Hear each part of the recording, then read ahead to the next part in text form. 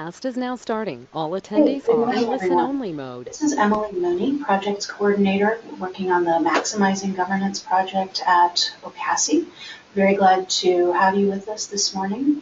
And before we get started with our webinar on board fiduciary responsibilities, I would just like to mention that obviously because you are interested in board governance training, you may be interested in an online offering of governance training that we have available through the Maximizing Governance project for Onboard Canada's online modules. You can get in touch with me directly, Emily Mooney, Mooney at ocasi.org. That's Mooney. Or you can check the Maximizing Governance webpage from the OCASI site later today, and we'll have a link where you can register for one of two courses. I'd like to turn things over to our facilitator now, Brian Truckhare from Management Advisory Service. Brian, over to you. Thank you, Emily, and good morning, everyone. Thanks for joining. I'll do some introductions and then a little bit about the agenda, and then we'll slide right in. We're expected to spend about 90 minutes today, so I'm looking forward to spending that time with you.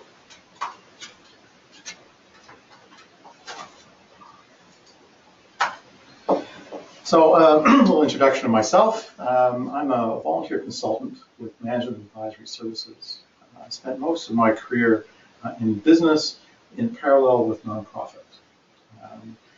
Roles including treasurer and director of a number of different kinds of charities and nonprofits. You see them listed here, from relatively small nursery schools to national charities. I retired about 3 years ago and then began to volunteer through MAS. And I'll describe them in a moment, but it's given me the opportunity to speak with people and share my experience, and that's also the goal for today. My email there, which you also get when you receive the slides. So by all means, if you have any questions you want to get in touch, then feel free to do so. Management Advisory Services is a nonprofit. It's a charitable organization that provides free consulting services for nonprofits. I found it about 3 or 4 years ago and decided it was a great organization, and it is. We have a number of consultants who are using their experience over many years to advise nonprofit organizations, generally in Metro Toronto, on things like strategy, finance, information technology, facilitation, and governance. And we do about 200 assignments each year for about 150 different nonprofits. So as you are going through this program today, and as you're considering your future in your nonprofit, to the extent you think we could help you, we'd be happy to try. Please go to that website and we'll give it a go.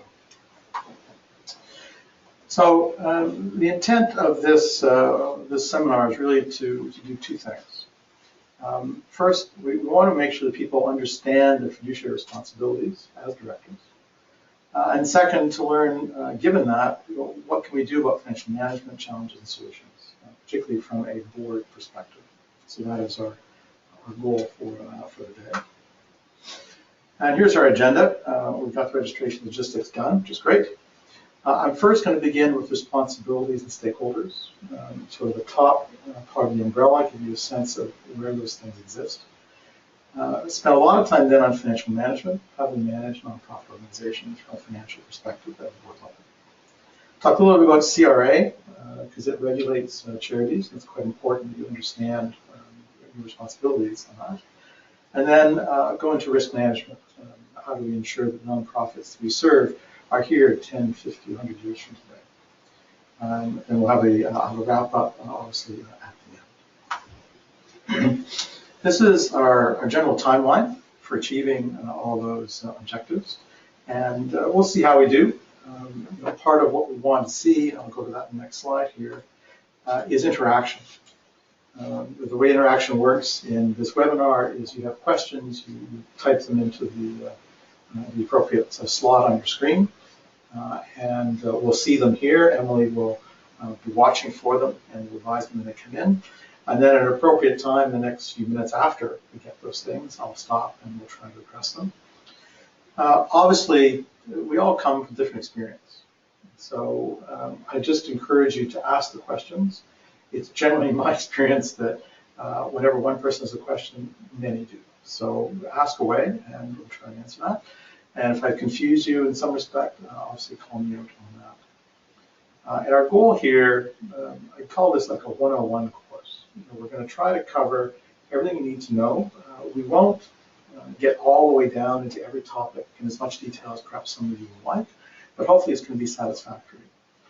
My goal is so that you're aware of what you are responsible for doing, and you have an inkling of what and how that should be done, which is far superior to not realizing that you should be doing something that you're simply not aware of. So that's what we're about here today. So the first section of the seminar is really responsibilities and stakeholders.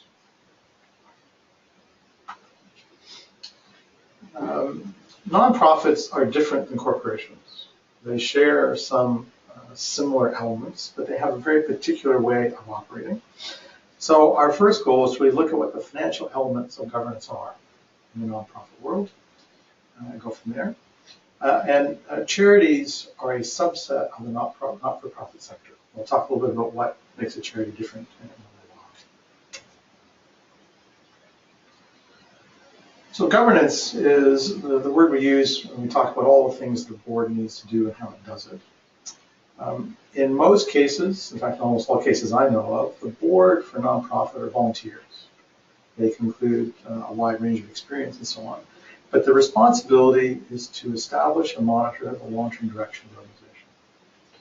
And that's a very general statement. We're going to dive down into what that means financially and what good governance from a financial perspective means in this workshop. So if we look at the financial elements, obviously the first thing that every board must do is maintain the mission and make sure you're delivering on it. If you see here in italics, you'll see three things in italics in the middle. Approving budgets, monitoring results, ensuring adequate resources in their use, and financial oversight. Those are really the three critical elements that you have as a board member from a fiduciary responsibility basis. We'll obviously talk more about them. Budgets and monitoring are about helping guide the organization to successful outcomes. Ensuring adequate resources is really about mission success, which is does the organization have sufficient funds, staff, volunteers, systems, technology, and so on. And then financial oversight. The citizens of Canada and all other countries often make donations to charities, and that puts a very high duty of care on every nonprofit and every charity because they're using other people's money, and that's really why a lot of us are here. So that financial oversight is critical. You also want to enhance the organization's public standing. We'll talk about why later. And critically, as a board member, you must be knowledgeable about the organization's financial affairs. Everyone has a different financial background, so this is easier for some than for others. And hopefully this workshop will help. What's the fiduciary relationship? It really describes it's an ethical and legal relationship of trust. And the second sentence is really a critical one. Duties are among the highest standard under the law. It's one of those things, it's like a trust relationship. A fiduciary relationship carries a very high expectation with it. And we see here on the screen some of the things that it includes. We'll speak a bit about them. Most people are going to act honestly and in good faith. The acting in the best interest of the organization can be more difficult because it may not be obvious, and you may have a different view of what that best interest is. You're required by law to apply skills, exercise judgment. You can't say, I didn't look, I didn't care. You can't say it didn't matter. It's your responsibility, to the best of your ability, to apply skills, exercise judgment on decision making. As board members, you're also responsible for complying with legislation. That legislation is particularly detailed when it comes to the financial elements. It's not exclusively in finance, but it is there. You need to comply with articles in the bylaws. And if you don't know what they are, that will make it very difficult. Showing loyalty is much like honesty and good faith. It's something I think comes fairly naturally. The last two are a little bit more challenging. Keeping confidentiality. One of the things you have to try to understand is what information is really quite private and can't be shared, and what is the general mission of the organization you share with everyone. And the final is avoiding conflict of interest. Conflict of interest exists when a decision you're making in a board, or as a management team of the board, has something in which you have an interest. It could be a financial interest, a political interest, a legal interest. It's anything where you would care about the outcome or you would benefit from the outcome. And when those situations exist, it's vital that you excuse yourself, if you will, from that decision, and that you announce you have a conflict of interest. It's one of the things I think most omitted in the nonprofit world. People are not as conscious of this. An example would be you're working in a related organization, a sister or brother organization, and you know this would be great if we did it this way with you as a partnership. That may well be true, but you must declare that that is in fact your interest and step back from it. You need to be proactive, and if you're at this seminar, well done. Mission 1 accomplished. You're trying to find out something. Everyone comes to a board with different experience. You must feel confident in your right to ask questions. And you cannot assume that if it's the money stuff that the CFO or the treasurer are taking care of it. That is an insufficient answer. That you, as a member of the board of any nonprofit or charity, have a responsibility to ensure you do understand finances. You're going to understand them less well than the treasurer, in less detail than the CFO, but you have to understand them sufficiently that you feel confident that in a discussion you can participate and cast an appropriate vote. And there's many dimensions to this, and as board members, you need to constantly confirm what it is you're finding out and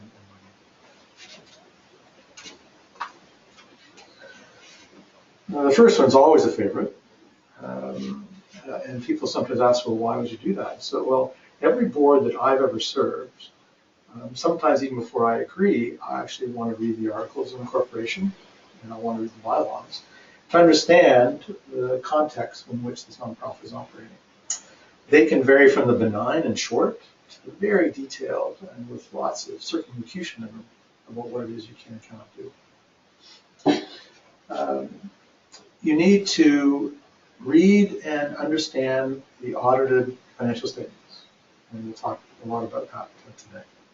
Watch out for conflicts of interest, which we described. Make sure there's appropriate directors and officers liability insurance. This is to protect your interest, the interest of your colleagues. The answer, we can't afford it, is not an appropriate answer. It's really something you must do for good governance. And finally, board minutes are really confidential communications, and you need to treat them like that. You can choose, obviously, to share them with individuals, but make a conscious decision. You don't broadcast them out everywhere and everywhere. So treat them as important documents when minutes are taken and approved, and then try to store them and treat them in that way. So that's sort of the overall responsibilities. Let's just have a look here at who are the stakeholders. And I've listed the sort of groups of them here, and we'll look at each one in turn. Because I think unless you understand who has a stake in the outcome, you may not be able to exercise your responsibilities. Now, the first and quite critical is all the organizations that fund you. These can be agencies, governmental or otherwise. They can be foundations, they can be corporations, they can be individual donors. In operating a charity, you have a responsibility to be good stewards of all these donations. You have a responsibility to make sure that the money is spent in accordance with the agreement about that money. And that agreement may be all the way from, please use this for your area of greatest need, in other words, as you see fit, all the way to you can only use this to buy computers, or only use this to do training of new teachers for the deaf, or something like that. A lot of time in charities gets spent on managing the programs that originate from funding. And you need to understand that because a lot of this funding is what's called segregated or restricted.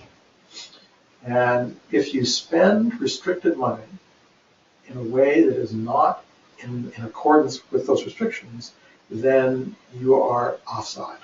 And the organization can suffer either financial penalties or potentially have their license revoked. So it's quite a critical element. The agencies that provide funding will have their own individual requests. Here's the monthly report or quarterly report that I need. Here's the worksheet you must fill in. Here's something like that. So again, at a board level, you're not going to be dealing with that reporting. You need to be aware that it's required. It would be prudent to ask if that's being done and if people think it's fine.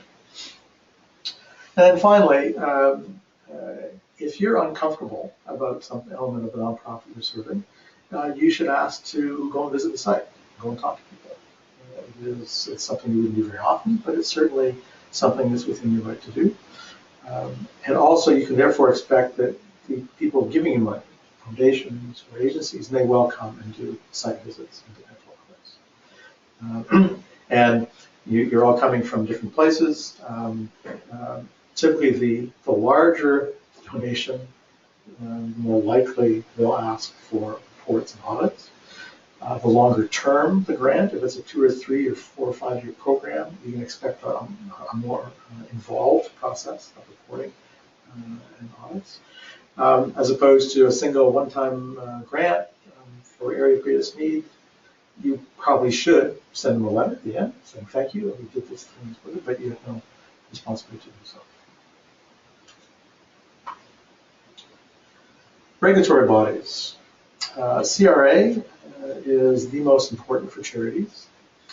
Other regulations include the Ministry of Community and Social Services Act and Trustees Act, and they have bearing on nonprofits and on charities.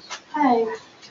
For nonprofits that are not charities, the Corporations Act and the Charity Not-for-Profit Act are also important.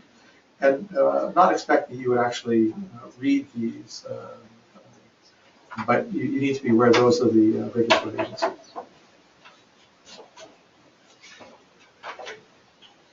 Employees and volunteers. All those fine people who are working or not-for-profit, whether they're paid or unpaid, are clearly stakeholders in what you're doing. You have a responsibility to employees to make sure they're paid on time, with appropriate deductions, and make sure there's a direct financial responsibility for them. You need to make sure that there are good HR policies. And for staff, that obviously includes notice periods and other things. For volunteers, maybe just expense reimbursements and so on. And it needs to be documented. And the last statement, employees are critical. We all have typically been employees or are, and the only way organizations get things done is typically through that.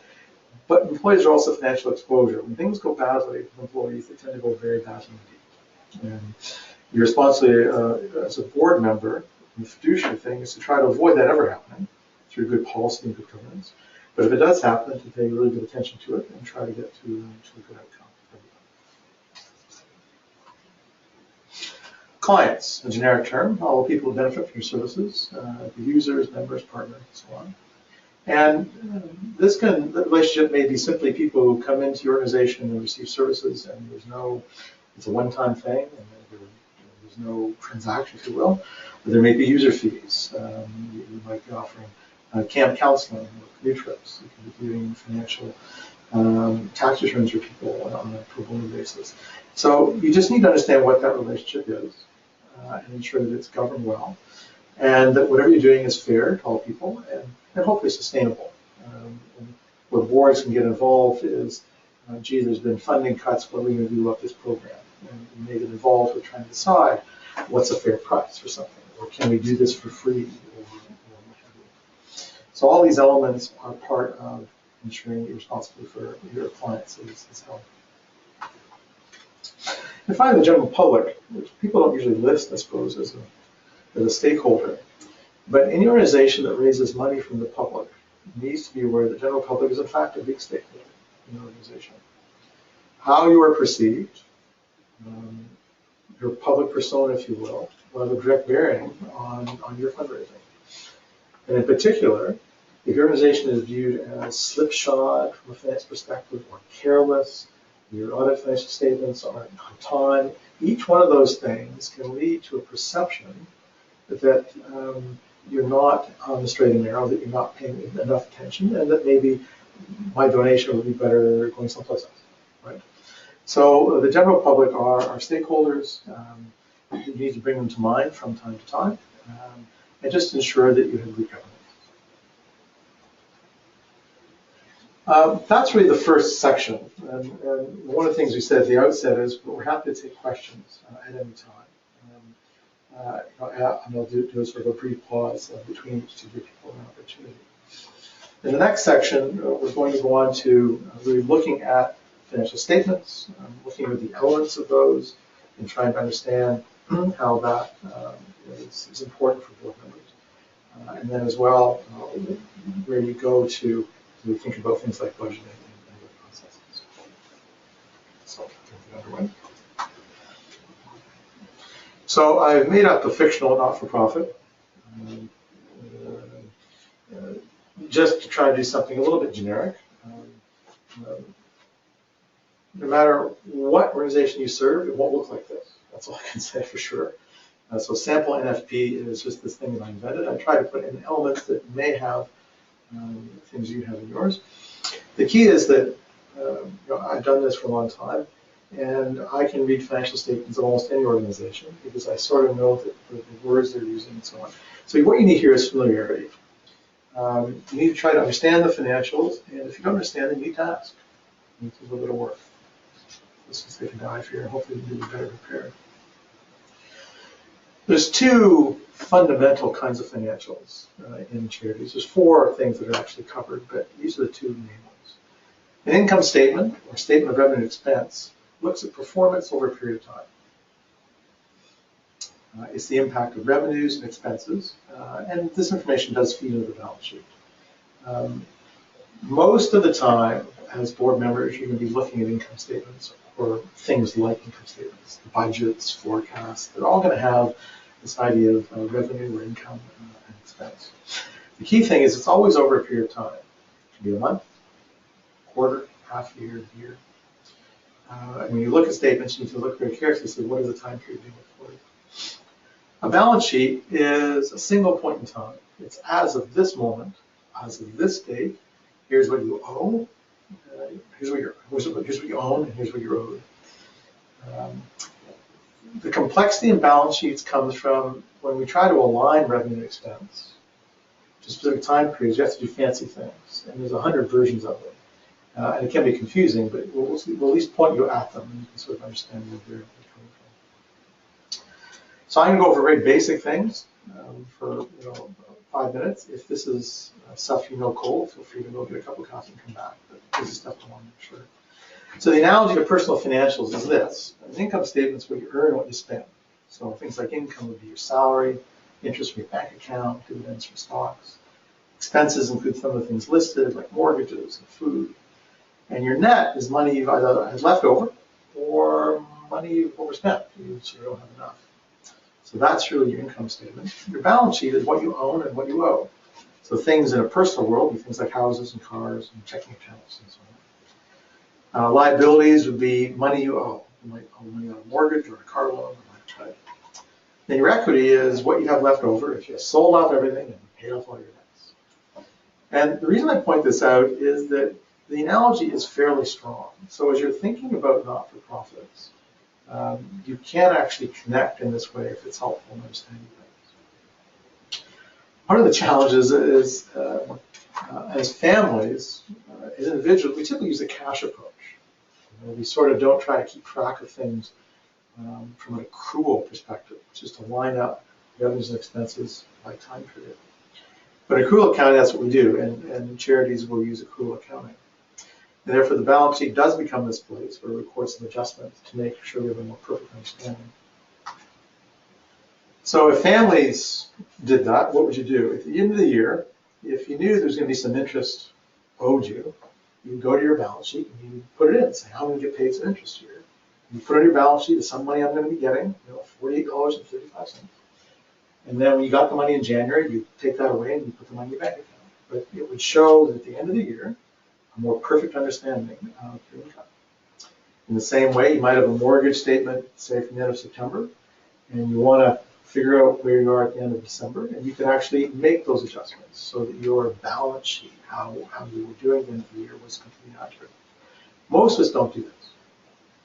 and not suggesting you should, but you could, and then you'd be operating the same way that a not-for-profit or a charity.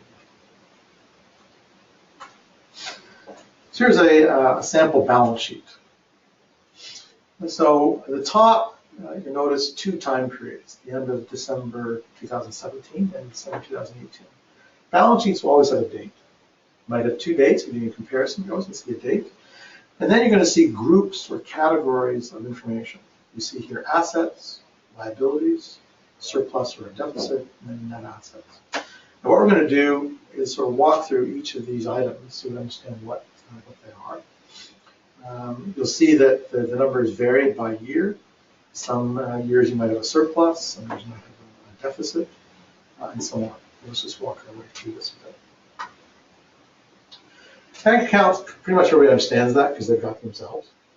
Investment accounts, most of us have investment accounts.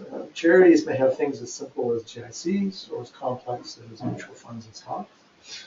But investment accounts, again, are just holding different kinds of assets, and the value you see in them is the value as of that day. There's not broker or bank will give you that value. Things like HST recoverable, you'll see this in a lot of nonprofits. Charities in particular earn a government tax credit on HST taxes, so you get the money back. And the balance sheet therefore has to hold an estimate of what the government owes you at that point in time. And it's a bit of a calculation. I do it for our church, other people do it for nonprofits. It can be 50, 75% or other numbers. But it's basically an asset because it's money you're going to get back from government. It's like having a tax refund line, if you will, on that account. You'll see some lines like leasehold improvements or land and buildings and so on. When you spend money to improve an asset or you buy an asset, it goes on the balance sheet. And the reason is if you buy a computer for $3,000, it's going to last more than a day or a week. It's going to last maybe 3 years. And so you have to put that up on the balance sheet, and then your finance team will depreciate it over time. They'll reduce its value in line with the life of that asset, which could be 3 years or 5 years for things in your office, to 20 or 40 years for a building, and so on. You don't need to know how. You just need to know that's what that is. And that typically that's money you can't easily spend because it's locked up in an object. And if you were to try to use that as money, when you sell those assets, you typically don't get your money back. It's like driving that car off the car lot. You won't want to sell it to somebody, you'll never get what you just paid for. Prepaid expenses, you pay things in advance for receiving goods or services. It also goes on the balance sheet because you're paid for something you did in the future. And then total assets is just the sum of all those things. Accrued liabilities.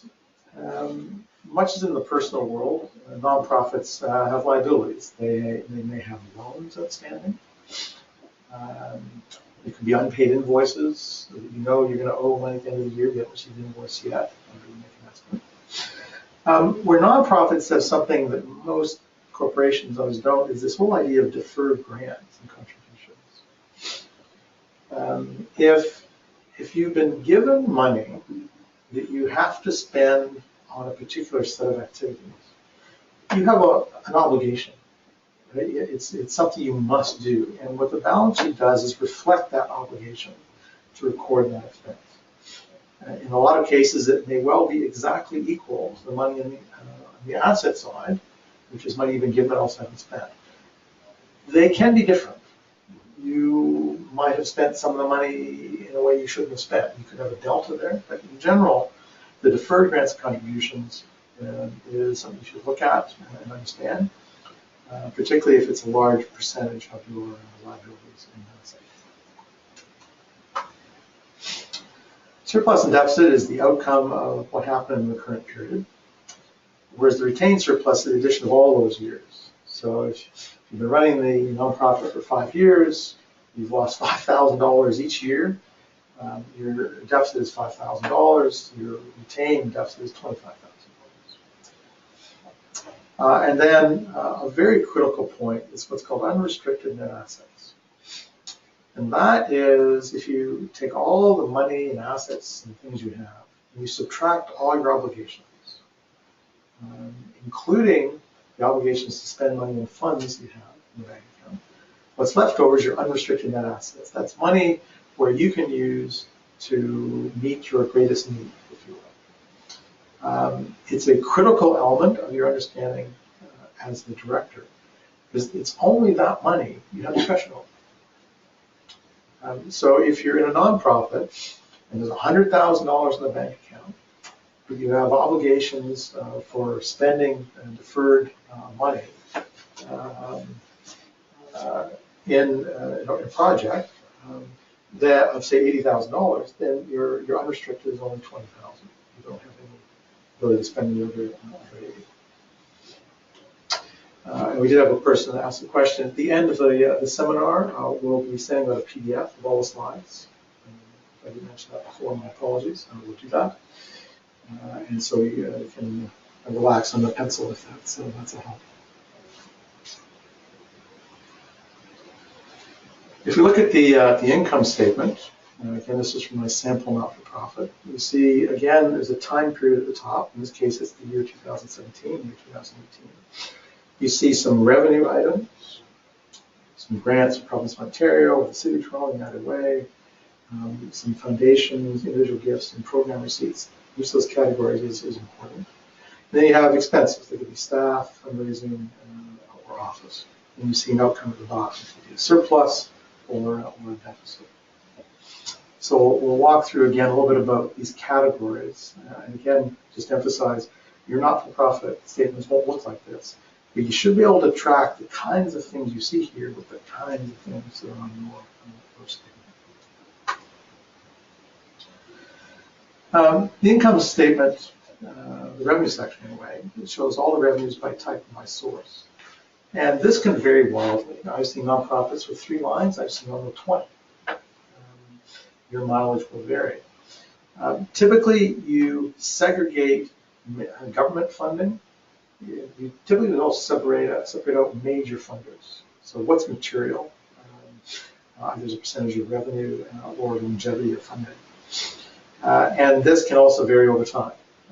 You may expand and contract the lines there as a board member. You may see that change over time.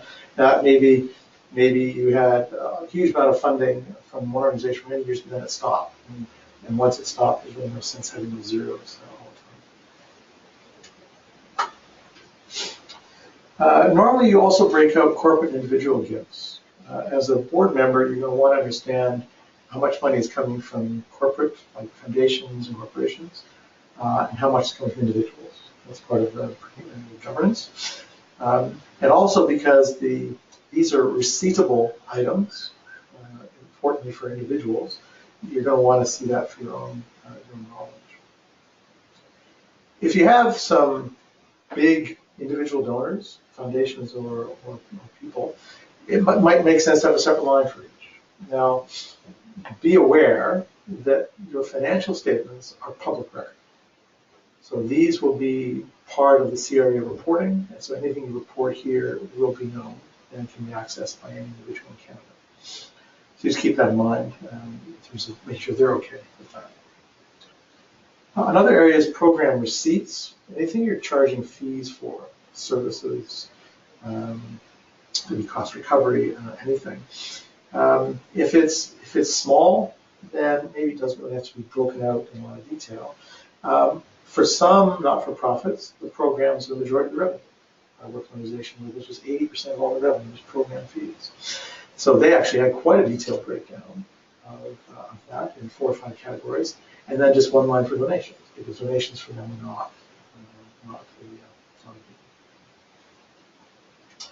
the As board members, as you're looking at your financial statements, if the level of detail doesn't make sense for you, then that's something you also need to question. The expenses. Again, the level of detail will vary. You always have some element of staff expense. Unless you're operating an organization which is like a trust, which has like no employees and no programs, you're always going to have staff expenses.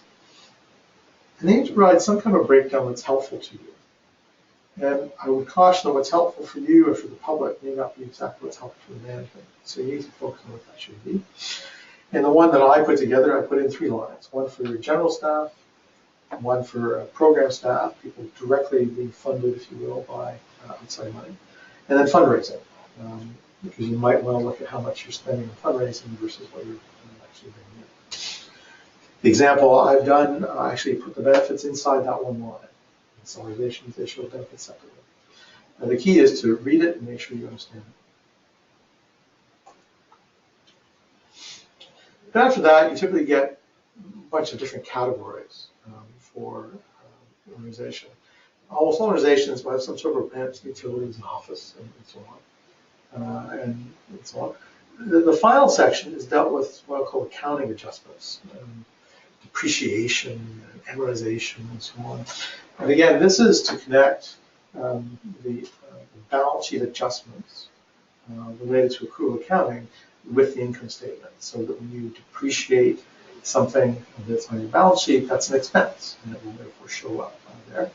It's not a cash expense, but it is an expense, so that's why those typically show up.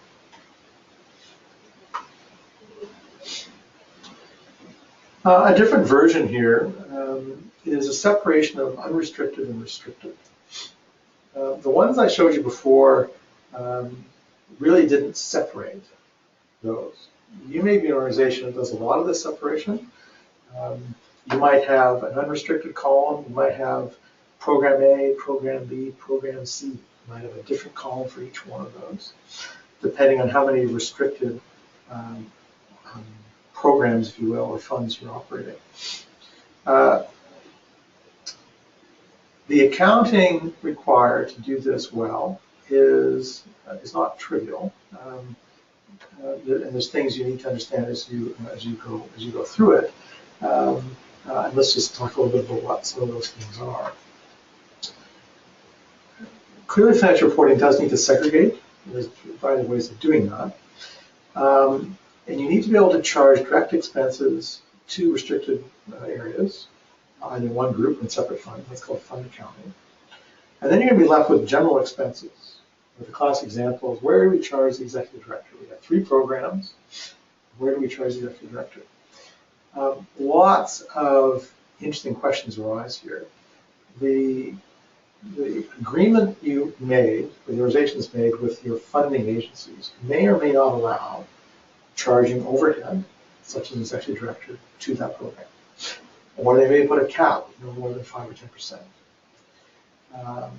You need to abide by that agreement. If you've received the funds and agreed, you have to do it in that way. Some organizations say, we're never going to charge out the executive director. We're just going to leave that as general expenses, and it's just a separate thing. And we hope to cover that through unrestricted funds. All those models work. Each nonprofit finds its own path. You just need to know what path has been chosen and follow up on it. One key point here, once you've decided on a way, a method, you must be consistent. You can't change it because it doesn't look good this year. That's not on. Once you start allocating, you must keep allocating. And if you change, it's really a note to the financial statement that people need to be aware of. This is something your treasurer or CFO will deal with, but as a board member, you should be able to ask the question on that. And it's just I sort of described here, with fund accounting, each fund has a set of actions attached to it, and each one of them would be a column in your reports, and have a description, a type of revenue. Normally, this is done through accounting entries. They don't have separate bank accounts. They don't have separate people and offices. They tend to be an accounting process. And this is where timesheets sometimes come up in nonprofits, or ways of doing expense allocation, saying this is charged to program A or program B. Doing this well helps you understand better how well you're doing in each of the funds or each of the programs. You can have a situation whereas the overall charity is doing well, and 2 to 3 programs are doing fine, and the 3rd program you somehow overspent. You don't know how, you spent more money than was actually allotted. And this will identify that for you, and then the board needs to figure out how are we solving that, how did it occur, and so on. Or you may say, gee, we were given this big grant, $50,000 2 years ago, we haven't spent any of it. We've not dedicated resources to that. Maybe something you'd like to do or want or whatever. You need to then address it because you can't keep money where you agree to the purpose and not spend it indefinitely. That's also not on. Nonprofits are more fun than I'm describing, actually. I actually have a lot of fun with nonprofits. I'm just a bit of a doom and gloom thing here. So that's really the review of the financial statements, just to try to make sure you understand them. The balance sheet's always the hardest, so spend more time on that. And if you don't understand, ask your treasurer, ask your CFO. And if they don't understand, keep asking until you find someone that does. If it's a very small organization, they may have to ask their auditor. Maybe they're a bit confused.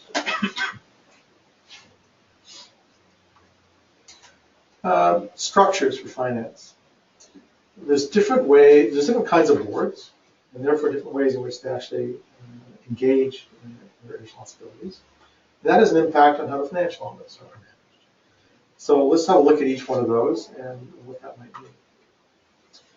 A governing board is done strictly through policies. They tend to operate quite at arm's length, and the board functions as a unit. There's not a lot of transparency inside, if you will. Management boards are more engaged in day-to-day decisions, more involved in organizing not-for-profit operations and so on. And then a working board is more common in really small ones, where it's almost the volunteers and staff are the board. They just change hats when sit as a board. Most times you could think of large, medium, and small here in these categorizations. It'd be highly unusual to have a really small nonprofit with a strictly governing board. That would be an unusual situation.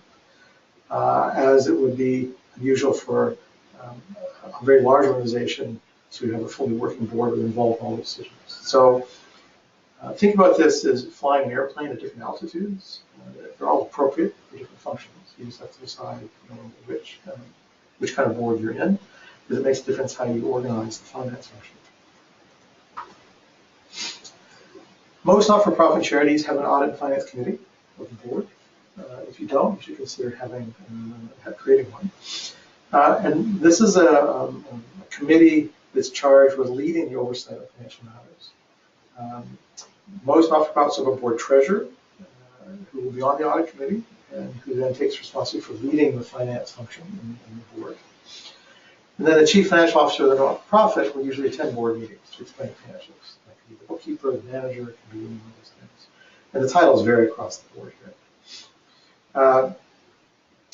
What you'd expect as a board member is to try to have people with more financial experience on the audit and finance committee.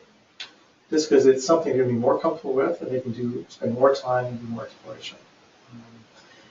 If you want to learn about finance, join an audit and finance committee. Explain what you learn, what you'd like to learn, what you don't know, and then bring it on board. The board treasurer has a leadership function. And that's really to make sure that the board is correctly convened to assess and understand its finances through and with the audit and finance committee, and to ensure that the reporting and other things are lined up. As I said before, just because the board treasurer says everything's fine may be insufficient. Make sure you personally feel okay with all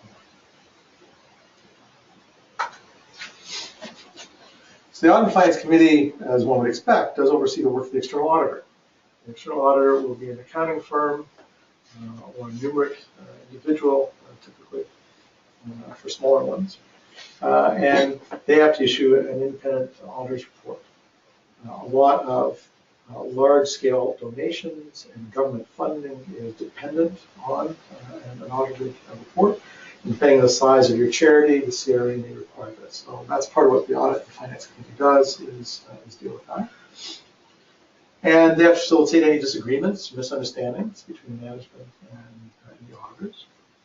And they have to review the financial statements before they're publicly disclosed. Because they have to be right, they also have to understand the level of detail will be disclosed. What's the management role in finance? What do you expect of the people inside the charity itself? But first, most important, they have to maintain a really good accounting record, appropriate systems to do that. They have to have appropriate controls. on spending, on authorization, double check signatures, withdrawals, and all that. And they have to make sure that they have the appropriate financial accounting policies in place. They also have to be the first line of defense against fraud or any other irregularities. And that includes system security. I worked with a nonprofit recently that was a victim of ransomware, where they came in on Monday morning and every system they owned was locked up. And unfortunately, they did not have an offline backup. And $45,000 later, the only way out of jail was to pay the ransom in Toronto in the last 6 months. So part of the responsibility as board members is to ensure that management knows how and when their information is safeguarded, and it comes to you and asks the appropriate questions. And you have to set expectations of financial reporting. You can't do less than what generally accepted accounting principles in this area require. You can't say, oh no, we'll just do that. So it has to be at least that. But you can be clear how often you want to see reports during the year. What's level of detail. Make sure there's appropriate time for review and discussion. I've been on some nonprofit boards where the time between all those in favor and carried is like there's no time for discussion. Where people again feel awkward about it. The other critical element, obviously, is budgets and variance reporting. We'll get to this afternoon. But make sure you are clear on the frequency of reports and you get receive them by email or in the board meetings, and make time for discussion. These are the statements you're required to provide under the ASNPO standard. You'll see them in all the formal charity reports. You're also required to provide a report of the auditor. This is a textual report or notes the financial statements. There's always a letter there signed by the accounting firm saying hereby verified. And as I said, there's going to be notes explaining balance sheet adjustments or other such things. You should expect to see those. You need to see things more often than annual.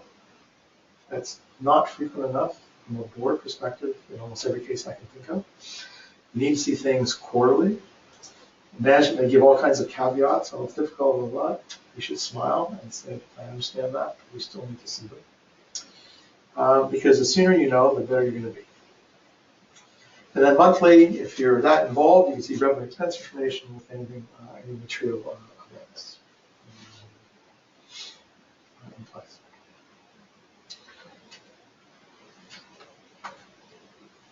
The audit report, they provide their opinion. It could be a clean or unqualified report, or it could be qualified. Some charities will get a qualified report on completeness of revenue because of the nature of how they raise funds with various kinds of things you have to track every dollar. And then the board, the audit committee needs to meet with the auditors to make sure that everything is fine. And understand that they understand them and that all is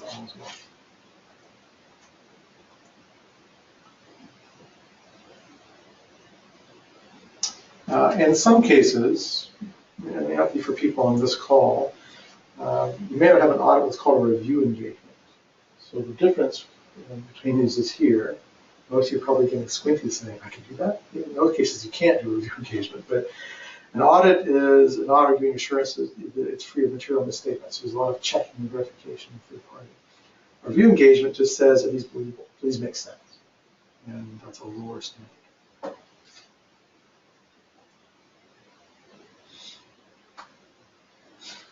And then budgets. Critical part of financial responsibility, and it's one of the main ways in which a board can actually set priorities. So it is part of your fiduciary responsibility to ensure there's a budgeting planning process. And obviously how you report against that is vital for looking at how you're performing, whether you have risks, and so on. I mean, the primary role of the budget is to get from a strategic plan to an operational plan into financial outcomes. It's that translation and that discussion that really provides insights into the nonprofit and how it's operating. A budget needs to provide a clear plan, not only income expense, but maybe on staffing and capital spending. It should allocate people to priorities. It should be a statement of how we're going to get to our future. And also, a budget enables you to predict likely future needs. being surprised is not a good thing when it's finance. And the more frequently you budget, the more likely you're going to have a sustainable financial future because you're measuring, you're thinking, you're planning. A lot of organizations don't allocate money and people in proportion to their priorities. And they may ask you to do a lot of strategic reviews, sometimes combined with finance, and that's the most common weakness. They know they have a mission, they articulate it, they have goals, and the budget bears no resemblance to achieving those objectives. There's always a couple of reasons or excuses, but as a board member, it's important for you to make sure that the budget does describe, in financial terms, what you think an organization should be doing. If it doesn't, then it needs to be reworked. And that's where your role is to make sure that you have good alignment. Making choices, personal hobby horse of mine. Decision making only occurs when you make a choice between alternatives. When you say yes to everything, you haven't done anything. That's a good idea. That's a good idea. I like that too. Not helpful. As a board, you need to get organizations that you're responsible for to work toward making choices. And in doing so, you have responsibility for to make the difficult decisions with them. Most organizations shy away from those. As people, I do. I don't want to do those. And as I said, at the bottom, hope is not a plan. So in getting into the budgeting process, you should identify the decisions that are being made by default. A lot of organizations float from year to year. We'll just spend 2% more on this, or 3% less, or we have to cut Josie because this happens, what are we going to do? And that's tactical budgeting, and that's appropriate. But you should also look at the overall spend and say, is this going to take us where we want to go in 3 to 5 years? And are we making the right kind of choices to ensure that? And obviously, it's your financial plan. And variance reporting is describing why what happened isn't what we planned.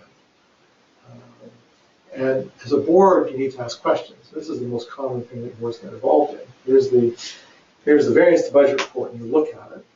For me, a couple of critical things. You should insist that your organization provides you with a revised forecast for the end of the year. A lot of organizations say, okay, it's the end of the first quarter, we missed it by 5,000 at the top end and 10,000 bottom end. And I'd say, okay, what is your forecast for the rest of the year? Are we going to make that up? Is that a permanent thing or timing? What is that? You need to do that because it's the process of saying what happened, why did this happen, could we have prevented it, what are we going to do differently next quarter, and what are you expecting is going to happen, that really engages you with the organization and the results they want to create. And focus on material items. Don't talk about the pencil overspend. That's not going to help. There's often comfort in talking about things we understand.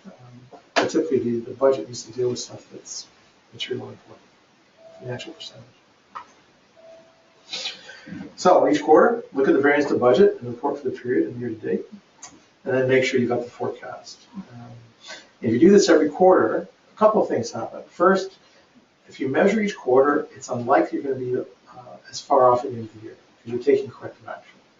If you wait to the end of the year, you've no idea what you're doing. The other thing is that everyone learns. The first time you go through this process, we talk about variance and talk about why we're off or why this happened. You'll be learning a lot. As you go through that, the next time you do a budget, you'll be way more informed. You'll really have a lot more knowledge to deal with, and the team gets better. And then, as stated, this helps you understand what's driving the organization. For every not-for-profit, every charity, some things matter. It could be the number of people walking the door. It could be the donations this year. It could be the results of the campaign. It could be the United Way funding. It could be something matters. You have to understand those so that when you build your long-term financial plan, you've got the right things you're making assumptions on. Experience will therefore inform you on what you can control and what things you just have to wait and see. And the beauty about not-for-profits is demand is infinite. So there's always more things to do than money to do, always. So part of the budget process is about scarce resource allocation. And if you do it correctly, you'll discover that one or two things, which if we had more of this, could be staffing, it could be offices, whatever it is, we could do so much more. And that's an input to your fundraising. If you really understand what's constraining you, then that's the story to tell the people who fund your organization. That's what they want to know. If we had this, then we could do that. If you don't know, if it's always just we don't have enough money, that's not compelling. You have to really drill down into the particular kinds of monies or resources that you need. The last part of this is technology and tools. You're not going to be systems experts, but technology is vital to succeeding in profit and not-for-profit corporations. And you need to encourage your managers to identify and put in place the right system, and to tell you about that, and to ensure that you're satisfied with the outcome. The great news, and I spent a lot of time in this area, is compared to 20 or 30 years ago, there's a huge number of affordable improvement solutions. From fundraising to accounting to email management and lists for all that stuff. And you should ensure there's some sort of a review at some frequency. Writing your own systems, using Excel, really not best practice. If everyone uses Excel, if that sort of fills the gap, if you will, you shouldn't just rely upon it. And each of the systems you incorporate will have within it some best practices. These vendors may have 10,000 people using that system. They've kind of figured out here's how you do accounts payable. Or they've figured out here's how you do a fundraising letter. So you can actually improve your organization like Rich using it. And the final thing in technology and tools is every system changes a project. And each one has risk. If someone tells you differently, you should give them my phone numbers because I can tell them it's always true. So whenever management says we're going to put it inside a new system, get a project plan. And that project plan might even just be one page. But make sure that they've done the due diligence to actually make sure that you can get the job done. Let's see, we have a question here. What?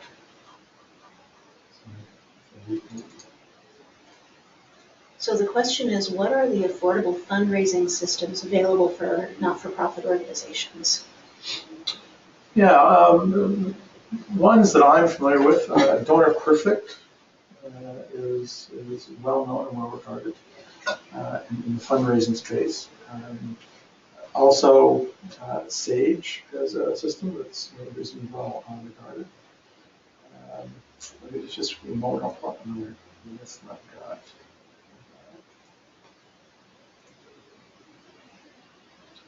Oh, that's where it's going.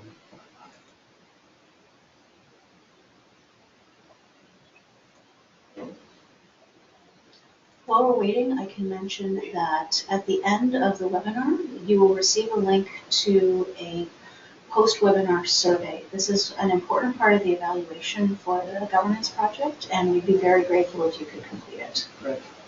So other fundraising systems, Razor's Edge, including eTapestry, and it's part of what we can do within MAS is help you in that sort of fundraising system selection process. If you're interested.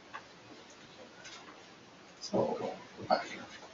So make sure there's a thoughtful plan. Make sure there's a contingency, particularly if it's a system change that's going to be fundamental to your leadership.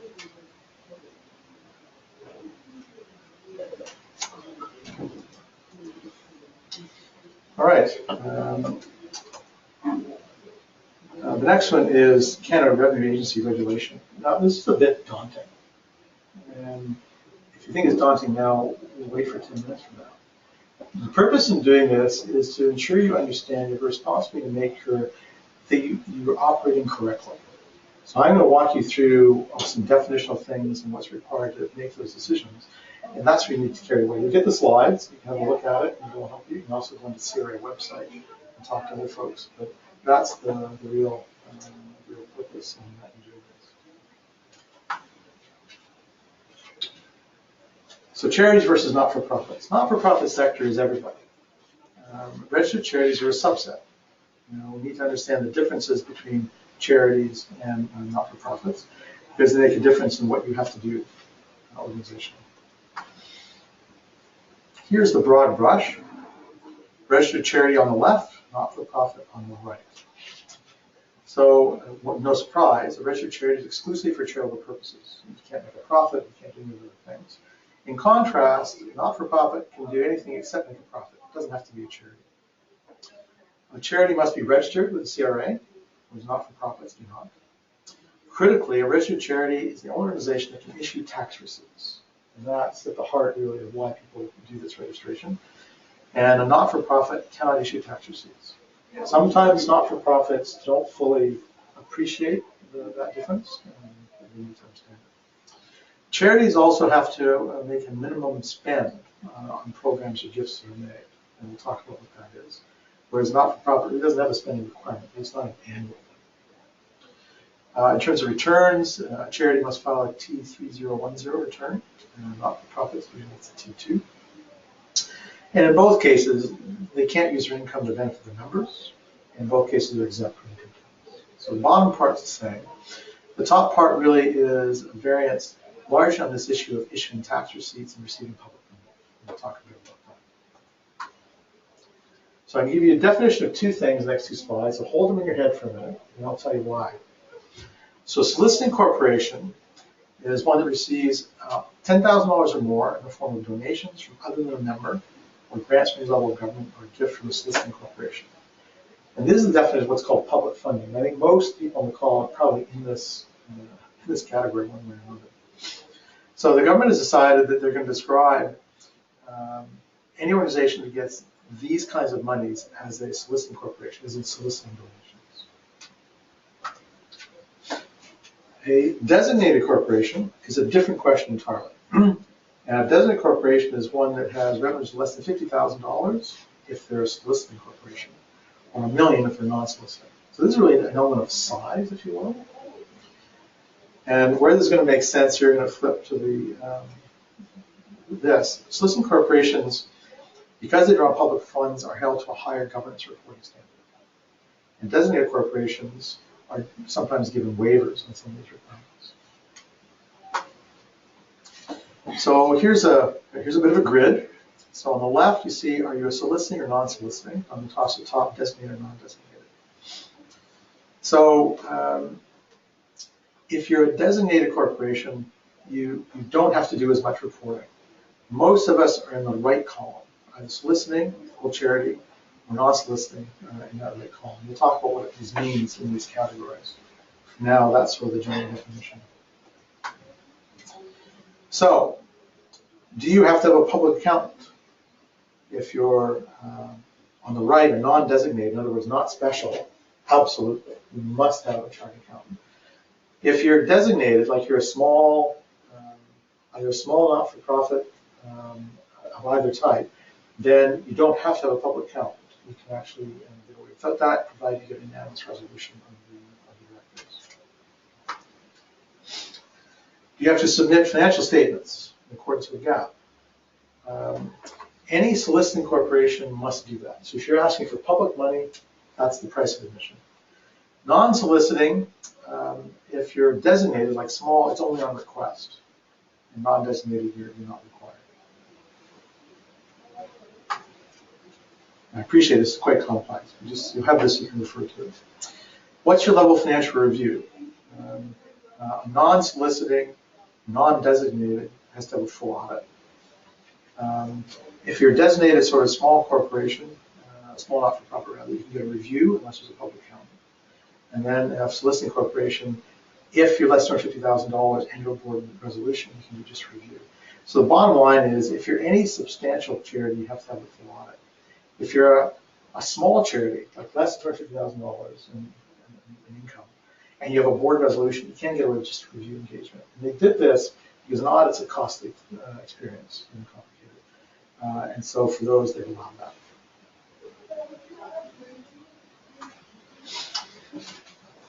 The T3010 annual information return is what your organization will have to file.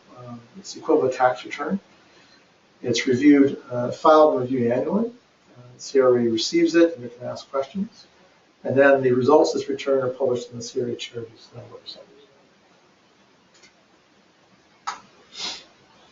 It's about 10 pages in total. I'm not going to go through them, but just give you a sense of the order of magnitude. And that's just going to see the first page right here. If you're not doing that, you probably have to do the T2 corporate return. So if you're not a charity, it's probably T2 corporate return, which is about 8 pages, or if you're really small, in T1044. I point out all these things. It's your responsibility to make sure you find the right thing. You're not going to do the filing. That's up to someone who understands these. But you should be making sure, did we file on time? And the reason is that these returns must be filed within 6 months of your year end, whatever that is. And if you don't do this, or if you don't do your financial statements, you can have your charity designation revoked. You really don't want that. You don't even want to be on the list of people who would consider that. The other thing that charities supply to the government at that time is a list of directors and a list of the donations to qualified donees. So everybody has that information. Charities are required to spend a certain amount of their money every year. That means if you're a foundation or charity or any of these nonprofits has a registered charity status. And it's something the government monitors quite carefully. And I want to point out this is a minimum. You can spend way more than this, but you must spend at least this amount. The amount you must spend is based on the average value of your property that's not used directly in charity activities. So typically you see your cash, bank balances, investments, and land. And they normally use a 24-month average. You have to spend 3.5% of that value every year. So if you've got $1 million in assets, you got to spend $35,000 a year, no matter what.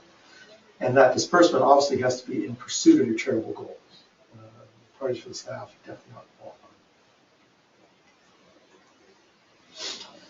If you have an excess, you're allowed to carry it forward for 5 years, or carry it back for 1 year. So that's why it's viewed as a minimum. And you can draw on that thing as described here to meet a shortfall. Or if you know you're going to have an excess, you can sort of plan it in advance. If you continue to spend below 3.5%, then CRA has the right to again to revoke your charitable status.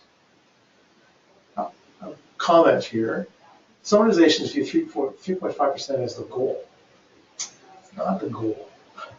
It is simply what the government said is the minimum standard required to keep your charitable status.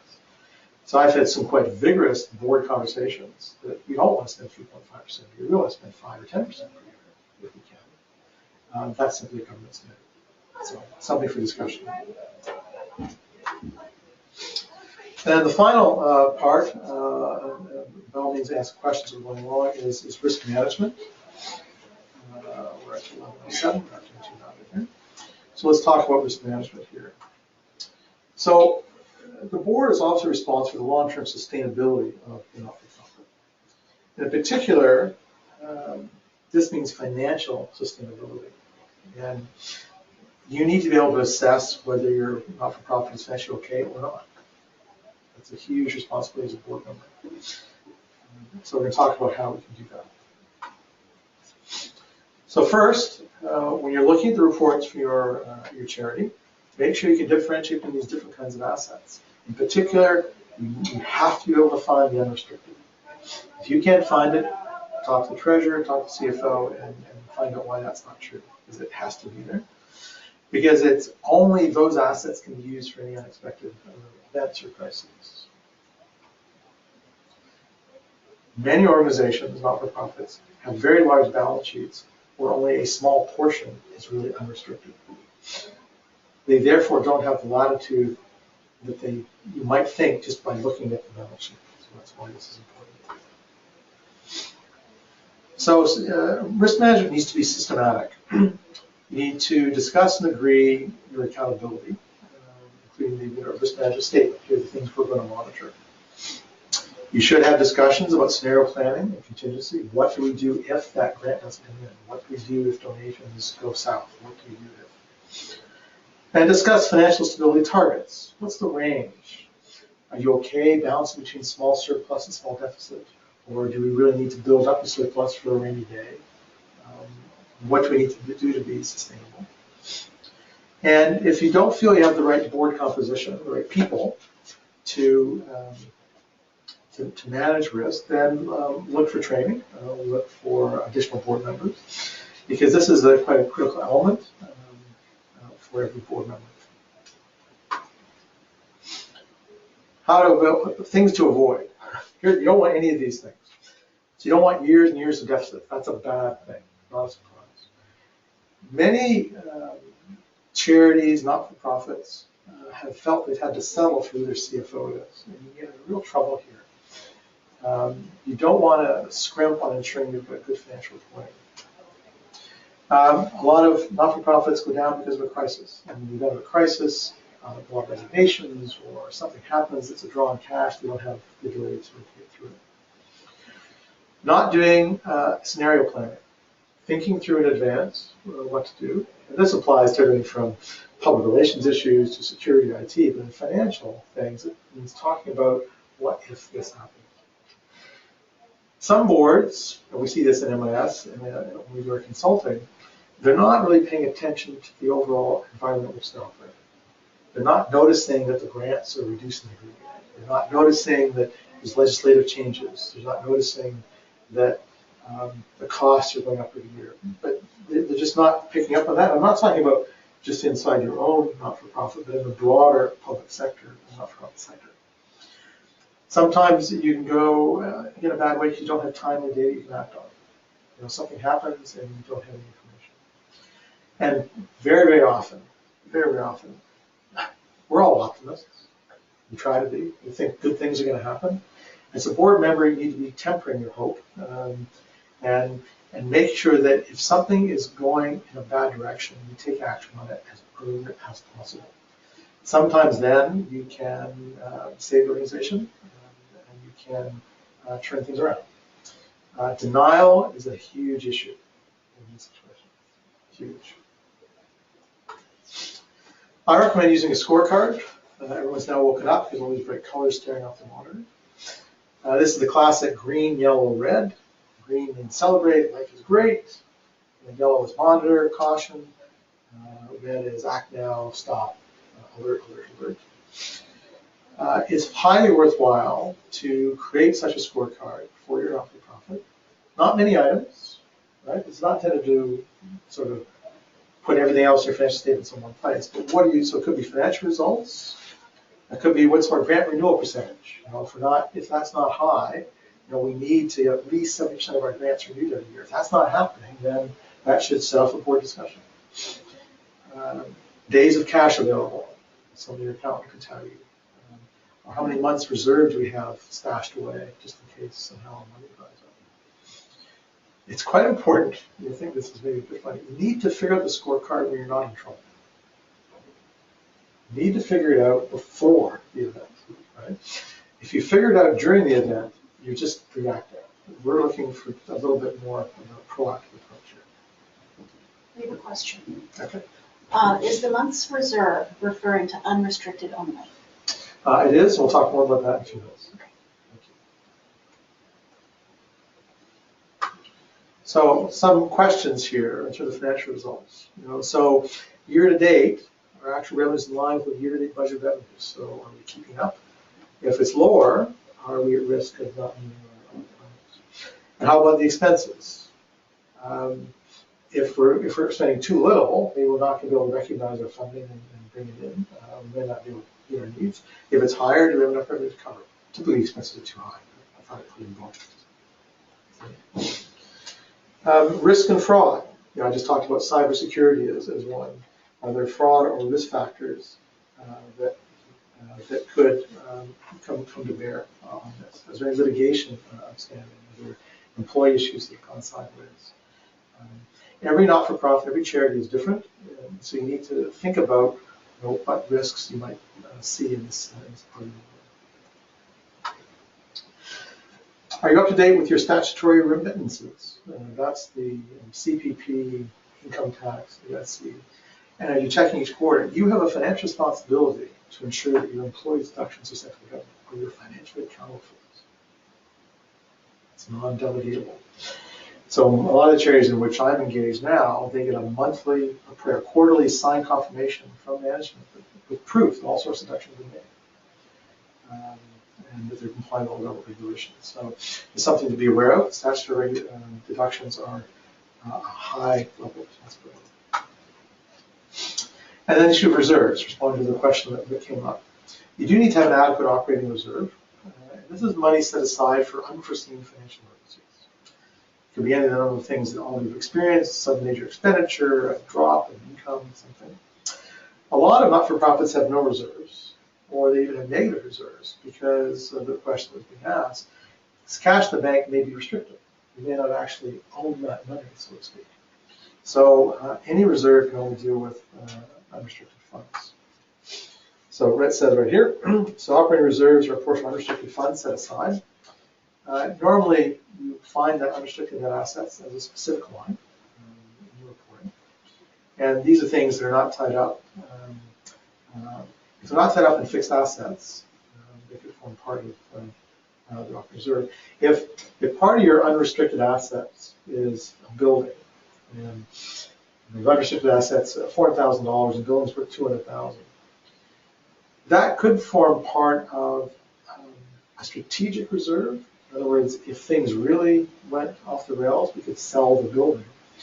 The difficulty is there's usually a substitution effect, some other expense is going to be incurred. And the other is it takes time and probably will not realize the amount of money in the short term.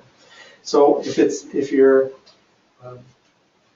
unrestricted funds are tied up in fixed assets, then you do have a problem coming to a real reserve here. Usually we measure operating reserves in months. A common goal is 3 months as an operating reserve. So take all the money you spend each quarter, and you have that much money. I'll use the word set aside. It doesn't mean you put it under the mattress. You just have to make sure that whatever you invested in is short term. It is liquid. You can get to it in 15 days or 30 days or something. You also need to set a policy on how and when the fund will be replenished. So if you use it, you then start restricting expenditures until you actually replenish that, or what do you do? Supervision and audit. You're responsible for setting up the audit for your not-for-profit. And all the governance supervision. You have to make sure you appoint officers, appoint audit committee, appoint auditor. All those things are your responsibility from a risk management perspective. Right? You need to be able to do those things or to be in a position of a context, if you will, to make all this successful. And from a supervision and audit perspective, these are the attributes you look for in an audit committee. It is about being the right tone. It has to be very independent. It has to have a nice balance of skill sets. And it's going to take some time. It's one of those committees where you should go before you volunteer, because it's not going to be trivial. And they may have specific duties they can assign. They should have an agenda for the year. Here's our work plan for the year. And they need to document their work. If you can't just max out, everything's fine. It should be documented minutes of the audit committee that you can refer to as a board member, even though you're not a member of it. So in terms of robust financial reporting, you always want to compare things with the prior year. You want to compare things against budget. Those are always the two key tests, because you can be happy on one and sad on the other. It's always hard to do. You need a consistent framework for budget and actual. Don't let people change what we're reporting upon just because the year's gone differently. You need to make sure the cutoff is done at an appropriate time for internal statements, so you don't get these variances after the year ends. Say, oh, we didn't know. And also make sure the same accounting standards are followed throughout the year. Then from a board audit perspective, make sure you know what internal controls are in place inside the organization. Again, double signing of checks is an example. Make sure you review the policies when you become a member. Management should update on specific areas of policy on a rotation basis, and make sure they're accountable for that. And if your auditors make recommendations, follow up on those. As a board member or as a member of the audit and finance committee, follow up on those and make sure that you get to a satisfactory resolution in all cases. And that is the end of the seminar. So we did 1 hour and 20 minutes. They're very short and a bit long. We'll send out the slides in PDF form, and we'll do that as we conclude the seminar. I'm happy now to answer any questions people may have had, but have not yet asked. We can hum and haw for a few minutes to give you a chance to type those in, if you will. So what we did in summary during the seminar was we looked at what are the responsibilities for fiduciary responsibilities and who are the stakeholders. We looked at the elements of financial management, that includes financial statements, and budgeting, and technology, and so on. We went through a bit of how CRA regulates and why you need to be aware of which jurisdiction you fall and the right things are happening. We talked a bit about risk management, the things you need to look at from the fiduciary responsibility to ensure that you're reaching beyond some.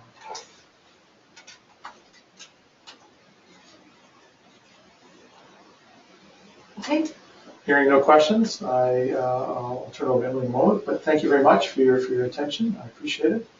And all the best of luck in your responsibilities. Good day. Okay, thank you very much. That was Brian Trucare from Management Advisory Service talking about board fiduciary responsibilities for board members of not-for-profits. This is part of the Maximizing Governance project offered by OCASI in conjunction with several other organizations, including Management Advisory Service. We're very pleased to have Brian here today, and we'll give you another minute or two for any questions. Also, as he mentioned, we will be emailing you the copies of the slides, and if you visit the Maximizing Governance webpage, ocasi.org/maximizing-governance. You will see a link there to the recording for the webinar, probably by the end of the day today. There's also a link there that you can use to register for Onboard Canada's online governance training, which I mentioned at the beginning of the session. This is something that you have access to as part of the Maximizing Governance project. So if we don't have any questions, we can wind it up now. Okay, here is one question. What other resources do you recommend to board members for learning more about financial management? Excellent question. Well, I think the series of programs that OCASI is putting forward here is a great start. In my experience, if you do the right Google search for the kind of things you're interested in, you will find people willing to share information. If you want to learn more about particular elements of financial management as a board or as a group, one thing I've done is I did a one board meeting introduction to financial management for the board. So I created a subset of this kind of presentation and walk through. So MAS could be a resource for learning more at a group level.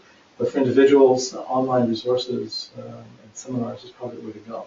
And you can learn that way, I think, quite effectively. Okay, thank you. Anything else?